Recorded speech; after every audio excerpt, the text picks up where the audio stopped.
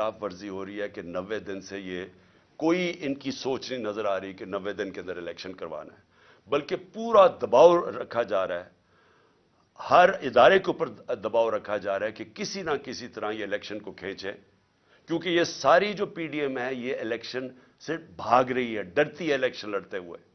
इनको फिर से मैं कहता हूं, ये इलेक्शन से गवर्नमेंट में नहीं बैठे, ऑक्शन से बैठे हुए हैं। ये डरे हुए हैं इलेक्शन होगा ये हार जाएंगे।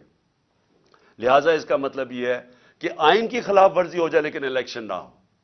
और या फिर ये कोशिश कर रहे हैं, जो मैंने बात शुरू की थी कि मैं पार्टी का हेड हूं, हमें अभी तैयारी होनी चाहिए थी इलेक्शन कैंपेन की, मुझे अभी टिकट्स फाइनलाइज करने चाहिए थे लोगों के, ताकि वो हमारे सारे जो कैंडिडेट्स अपने हलकों में निकले, लेकिन अभी तक हमें डेट ही नहीं मिल रही।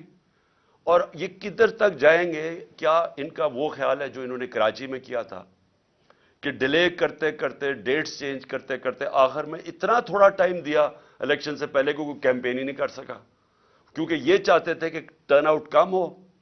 अगर लोग कम निकलेंगे वोट डालने के लिए तो ये समझते हैं कि इन्होंने धांधली करके ये इलेक्शन जीत सकते हैं। जो कराची में पीपल्स पार्टी का कराची में वोट बैंक है ही नहीं, कोई पोल सर्वे कर लें, लेकिन वो इलेक्शन में बड़ा कारनामे दिखाती है। वो क्यों कर रही है? क्योंकि लोग निकलते नहीं और धांधली का मौका मिल गया।